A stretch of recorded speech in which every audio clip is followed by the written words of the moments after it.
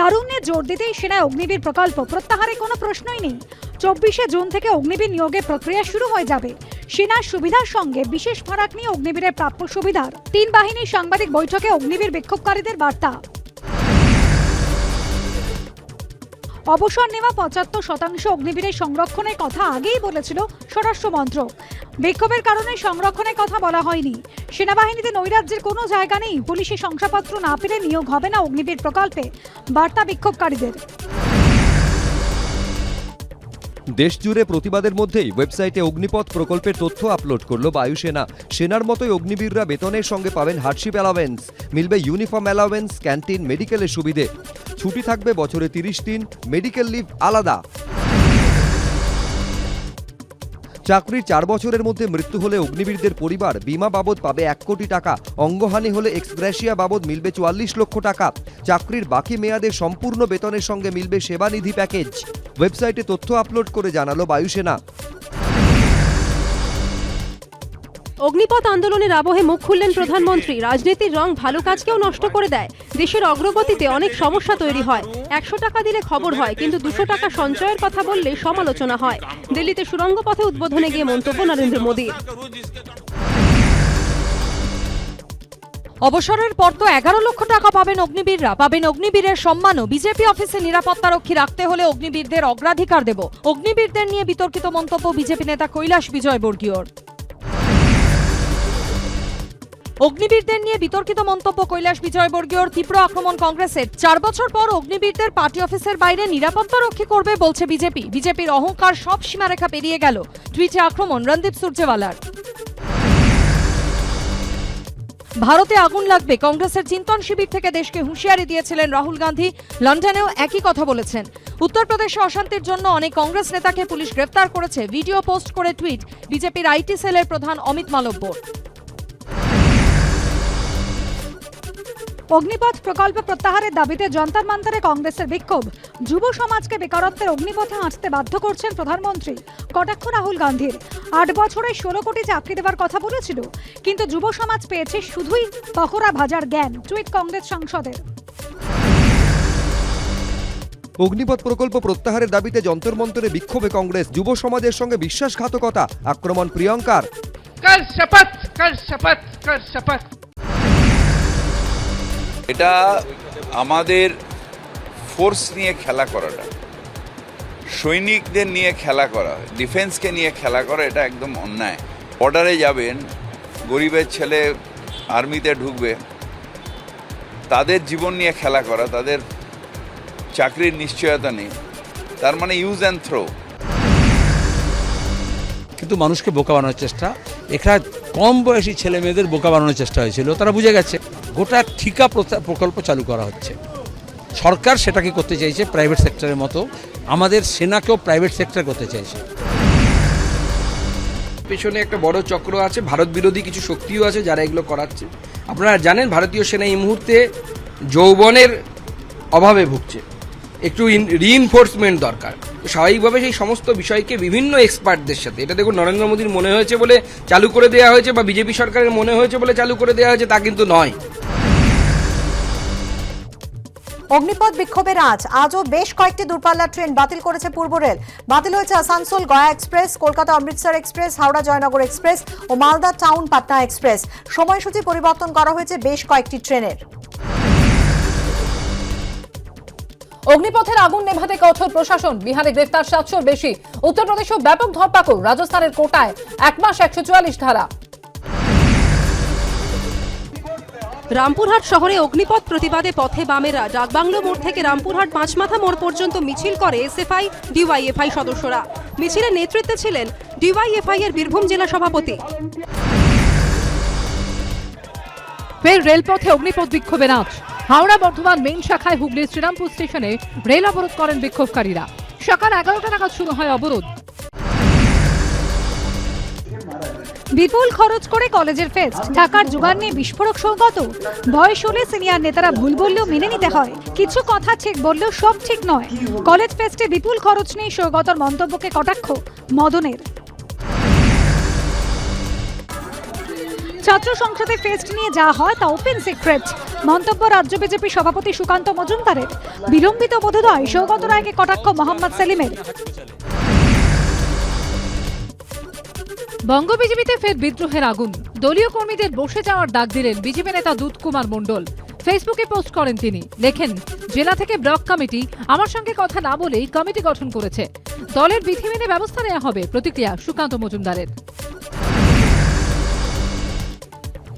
দুধ কুমারের মতো মানুষ সংগঠন থেকে হারিয়ে গেলে তা চিন্তার ও উদ্বেগের। বর্তমানে যারা সংগঠনে রয়েছেন তাদের উচিত দুধ কুমারের অভিজ্ঞতাকে সম্মান দেওয়া। দুধ কুমার মণ্ডলের পাশে দাঁড়িয়ে টুইট বিজেপির কেন্দ্রীয় সম্পাদক অনুপম হাজরার। দলীয় নেতৃত্বের প্রতি ক্ষোভ দুধ কুমার মণ্ডলের। নিয়ম মেনে ব্যবস্থা নেওয়া হবে, বার্তা বিজেপির রাজ্য সভাপতি সুকান্ত মজুমদারের। বিজেপির কঙ্কাল বেরিয়ে আসছে, কটাক্ষ কুণাল ঘোষের। বিজেপির বীরভূম জেলা সভাপতি নিয়ে আপত্তিকর পোস্ট। দলবিরোধী কাজের জন্য বহিষ্কৃত বীরভূম জেলা কমিটির প্রাক্তন সদস্য।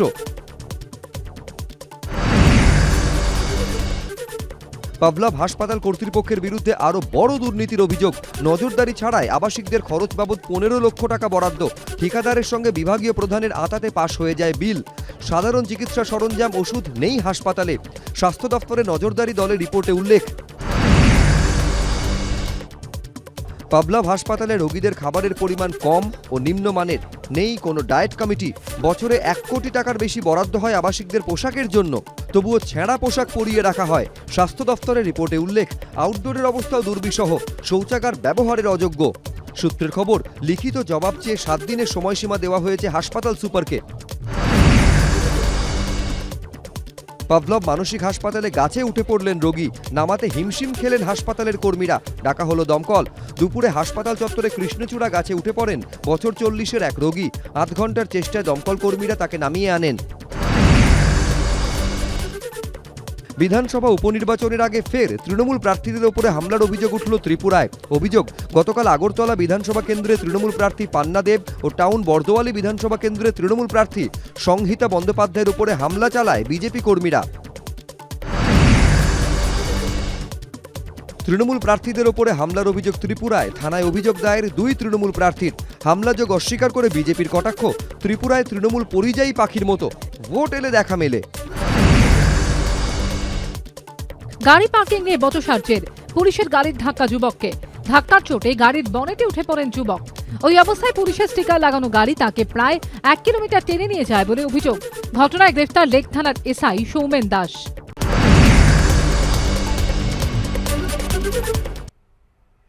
রাজ্যের করোনা পরিস্থিতির দিকে নজর দেব। রাজ্যে ঊর্ধ্বমুখী করোনা সংক্রমণ একদিনে 350 পার।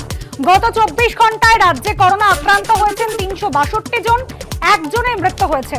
সন্দীপ সরকার আমাদের প্রতিনিধি রয়েছেন আমাদের সঙ্গে টেলিফোন লাইনে। সন্দীপ, করোনা পরিসংখ্যান যেখানে 300 ছিল সেখানে একদিনে 350 পার হলো, এই পরিসংখ্যান কতটা উদ্বেগজনক? একেবারেই তাই, যথেষ্ট উদ্বেগজনক। কেননা একসাথে এতজন মানুষ গত প্রায় 3 মাসে এরকম চিত্র দেখা যায়নি আমাদের রাজ্যের পরিপ্রেক্ষিতে। আজকে স্বাস্থ্য দপ্তরের যে পরিসংখ্যান সামনে এসেছে তাতে গত 24 ঘন্টায় রাজ্যে নতুন করে 362 জন করোনা আক্রান্ত হয়েছেন। এখানেই শেষ নয়, আমরা যদি পরিসংখ্যানের দিকে আর একটু খুঁটিয়ে তাকাই তাহলে দেখা যাবে যে গত মে মাসে গোটা মাস জুড়ে রাজ্যে করোনা সংক্রমিত হয়েছিলেন 1145 জন মানুষ। আর সেখানে জুন মাসে এই 19 দিনে রাজ্যে করোনা আক্রান্তের সংখ্যা বেড়ে হলো 2512। অর্থাৎ এই গত 19 দিনে জুন মাসে রাজ্যে আক্রান্ত হয়েছেন 2512 জন, যেটা গত মাসে আক্রান্ত ছিলেন 1145 জনের কাছাকাছি। এর পাশাপাশি মৃত্যুও কিন্তু হচ্ছে রাজ্যে, যদিও দৈনিক মৃত্যু প্রত্যেক দিন যে হচ্ছে এমনটা নয়। শেষ গত 15 তারিখ একজনের মৃত্যু হয়েছিল রাজ্যে করোনা আক্রান্ত হয়ে। আজকে আবারও একজনের মৃত্যুর খবর স্বাস্থ্য দপ্তরের তরফ থেকে নিশ্চিত করা হয়েছে। তাদের যে কোভিড বুলেটিন তারা দেন তাতে উল্লেখ করা হয়েছে। অর্থাৎ করোনা আক্রান্তের সংখ্যা কিন্তু ধীরে ধীরে হলেও বাড়ছে। এখন তারা কোন করোনার কোন প্রজাতি সংক্রমিত হচ্ছেন সেটা কিন্তু এখনো পর্যন্ত স্পষ্ট নয়। আমরা ইতিমধ্যেই কল্যাণীর জেনোম সিকোয়েন্স ল্যাব থেকে যে রিপোর্ট পেয়েছি তাতে আমরা দেখেছি যে করোনার একটা মিশ্র প্রজাতির হদিশ এ রাজ্যে পাওয়া গিয়েছে। এখন তার জেরে এই ঘটনা ঘটছে নাকি ওমিক্রন যে এর আগে থাবা বসিয়েছিল সেই ওমিক্রনের প্রভাব, এই বিষয়টা কিন্তু স্বাস্থ্য দপ্তরের কর্তারা এই মুহূর্তে খতিয়ে দেখছেন যে হঠাৎ করে করোনা সংক্রমণ বেড়ে যাওয়ার পিছনে কি রহস্য রয়েছে। ধন্যবাদ সন্দীপ। আসি পরে খবরে। বিজেপি অফিসে নিরাপত্তা রক্ষী রাখতে হলে অগ্নিবীরদের অগ্রাধিকার দেব। অগ্নিপথ প্রকল্প নিয়ে বিক্ষোভের মধ্যে এবার অগ্নিবীরদের নিয়ে বিতর্কিত মন্তব্য করলেন বিজেপি নেতা কৈলাস বিজয়বর্গীয়। বিজেপি অফিসে নিরাপত্তা রক্ষী রাখতে হলে অগ্নিবীরদের অগ্রাধিকার দেব। অগ্নিপথ প্রকল্প নিয়ে বিক্ষোভের মধ্যেই এবার অগ্নিবীরদের নিয়ে বিতর্কিত মন্তব্য বিজেপি নেতা কৈলাস বিজয়বর্গীয়।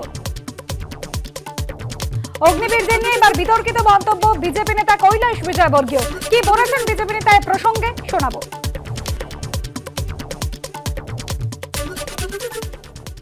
सेना की ट्रेनिंग में पहला डिसिप्लिन, दूसरा आज्ञा का पालन करना। जब वो ट्रेनिंग लेगा और 4 साल की सेवा करने के बाद निकलेगा, 17.5 साल से 23 साल तक की उम्र, यदि वो 21 साल में भी भर्ती होता है, 4 साल काम करता है तो 25 साल, 25 साल में जब वो बाहर निकलेगा तो उसको 11 लाख रुपए उसके हाथ में होंगे और अग्निवीर का एक छाती पर तगमा लगा के घूमेगा। किसी भी मुझे अगर इस ऑफिस में, बीजेपी के ऑफिस में सिक्योरिटी रखना है तो मैं अग्निवीर को प्राथमिकता दूंगा। অগ্নিবীরদের নিয়ে বিতর্কিত মন্তব্য কৈলাস বিজয়বর্গীয়ের। আক্রমণ কংগ্রেসের। 4 বছর পর অগ্নিবীরদের পার্টি অফিসের বাইরে নিরাপত্তা রক্ষী করবে বলছে বিজেপি। বিজেপির অহংকার সব সীমারেখা পেরিয়ে গেল। টুইটে আক্রমণ রণদীপ সুরজেওয়ালার। অগ্নিবীরদের নিয়ে বিতর্কিত মন্তব্য বিজেপি নেতা কৈলাস বিজয়বর্গীয়। নিন্দায় সরব তৃণমূল। ফেসবুক পোস্টে কটাক্ষ করে দেবাংশু ভট্টাচার্য লিখেছেন, অগ্নিপথ থেকে ছাঁটাই হওয়া সেনাদের বিজেপি পার্টি অফিসে সিকিউরিটি গার্ড হিসেবে নিয়োগ করতে চান কৈলাস বিজয়বর্গীয়। এই লোকটি এই পর্যায়ে নির্লজ্জ, কল্পনা করতে কষ্ট হয়। নিজের পুত্রকে ইতিমধ্যেই বিধায়ক বানিয়ে ফেলা ব্যক্তি এবার দেশের সেনাদের পার্টি অফিসে সিকিউরিটি গার্ড বানাবেন। কটাক্ষ দেবাংশু ভট্টাচার্যের।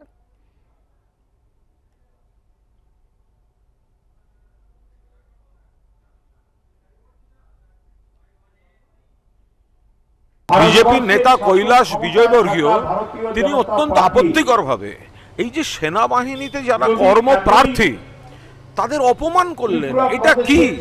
তারা চাইছেন সৈনিক হতে, দেশ রক্ষায়, ভারত মায়ের। আপনারা বলেন ভারত মাতা কি জয়, লজ্জা হওয়া উচিত। আপনাদের মুখে ভারত মাতা কি জয় শোভা পায় না।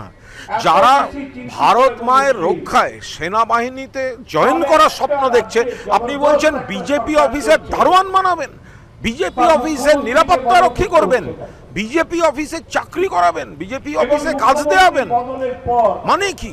তার মানে আপনারা অগ্নিবীরদের বিজেপি অফিসে ডাকছেন। অগ্নিবীরদের নিয়ে বিতর্কিত মন্তব্য বিজেপি নেতা কৈলাস বিজয়বর্গীয়। আর এই নিয়ে সিপিএম নেতা সুজন চক্রবর্তী কি বলেছেন দেখুন।